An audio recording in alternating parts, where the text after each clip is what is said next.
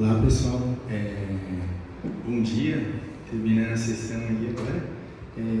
Agradeço a oportunidade de estar apresentando para vocês o nosso trabalho, que foi orientado pela professora Patrícia, que esse é o nosso artigo que foi publicado agora, no dia 14 de fevereiro de 26, está aberto o trabalho para quem quiser acessar, tá certo?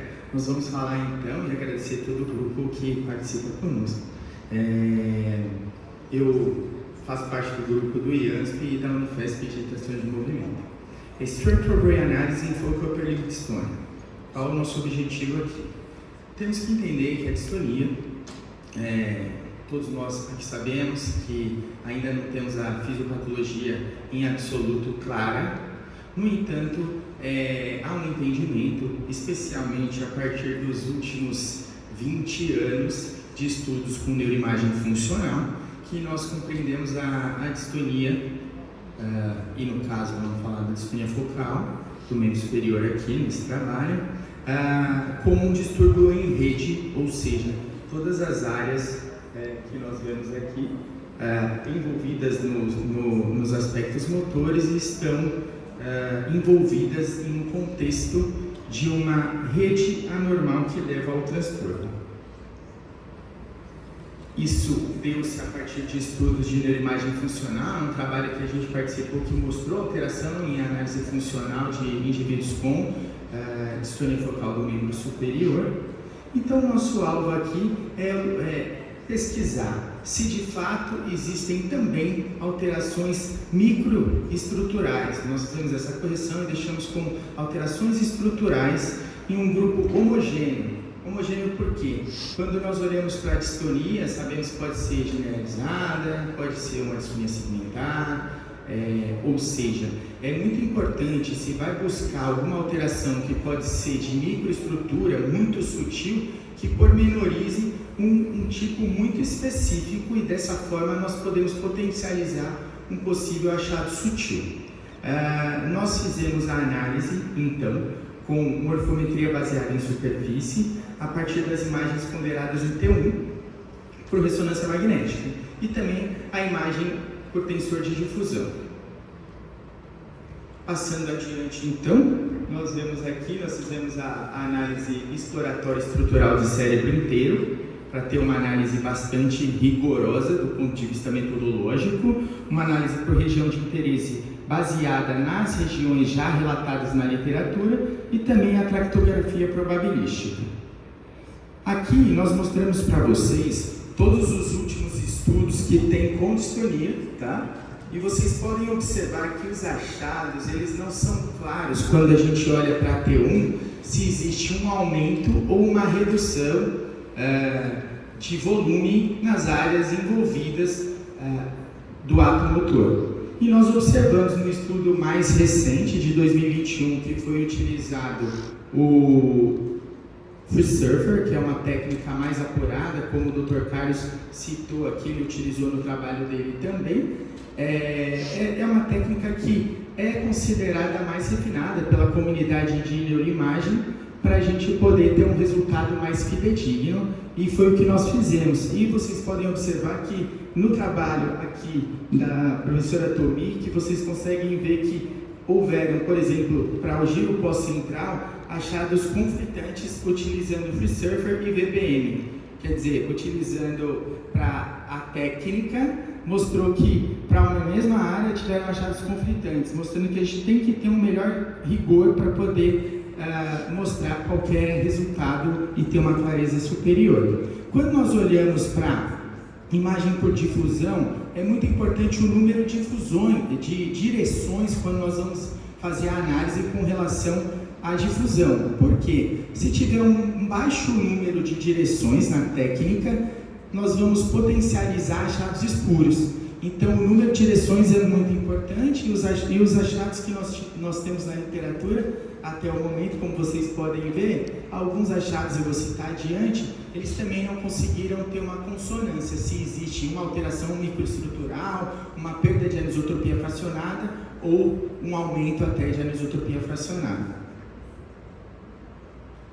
Nós fizemos então a análise pelo Free Surfer e aqui vocês conseguem entender de forma clara que eu vou tentar mostrar para vocês. Olha aqui.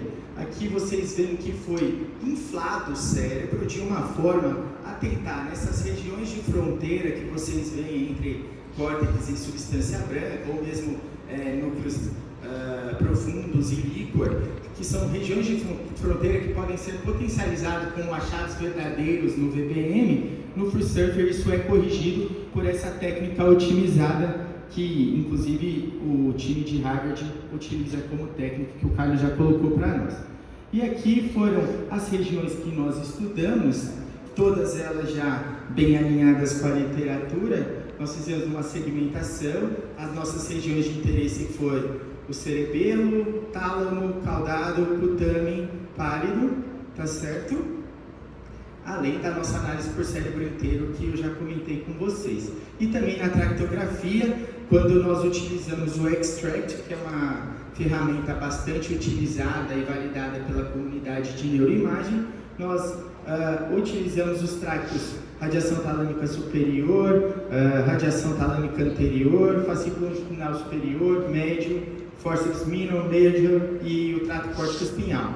Todas também estruturas já citadas em outros papers e que têm uma correspondência boa com os atlas de neuroimagem para poder fazer a análise. Nós utilizamos então na técnica de T1 3 Tesla, tá certo? Uma imagem com uma qualidade bastante apurada, e também utilizamos 60 direções. Nós fizemos a coleta dos dados no Hospital Albert Einstein. Nós, para a análise estatística, tivemos um cuidado de utilizar o PALM, que é o modelo linear de análise de permutação. O professor Anderson Winkler, que inclusive compõe aí o time do nosso trabalho, como alguém que nos assessorou, mostrou, inclusive nesse paper que eu estou mostrando para vocês, a validade de poder comparar todos os fatores do trabalho na mesma ferramenta, permitindo uma análise estatística robusta e segura, que foi o nosso alvo. Nossa busca foi: existe ou não existe? Tentar responder essa pergunta. Avançando aqui, nós vemos então, tivemos a perda de 2 pacientes. Um paciente teve um tumor, o outro paciente com uma microangiopatia muito severa, e também um controle que nós não tivemos aí a correspondência no estudo. E aí nós temos aqui para vocês o tempo médio de doença, a idade, o sexo, tudo foi pareado utilizando o PALM. E também o inventário de outros, todos os pacientes destros, tá certo? Nosso estudo é o único com a análise por FreeSurfer e com a amostra homogênea para a distonia focal do membro superior.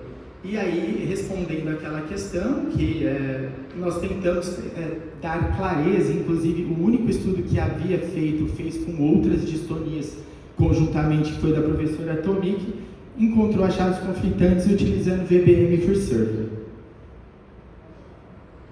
Passando adiante aqui, mais uma vez o número de direções. No nosso estudo nós utilizamos 60 direções, e essa revisão aqui de neuroimagem estrutural pela professora Claire, mostrando que nós precisamos de novos estudos com alto rigor metodológico para poder tentar responder essas perguntas.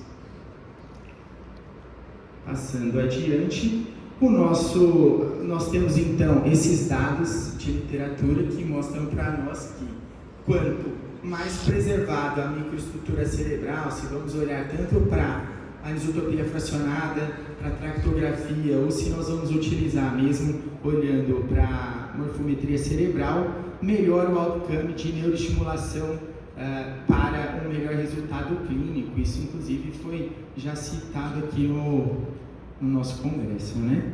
Distúrbio de rede, então nós interpretamos que a distonia como distúrbio de rede, que é predominantemente funcional, e a ausência de alteração estrutural foi relevante no contexto da terapia com neuromodulação, porque dessa forma nós podemos potencializar a resposta clínica dos pacientes. Agradecer aqui os meus professores, mentores e todo o time que está conosco. Um abraço.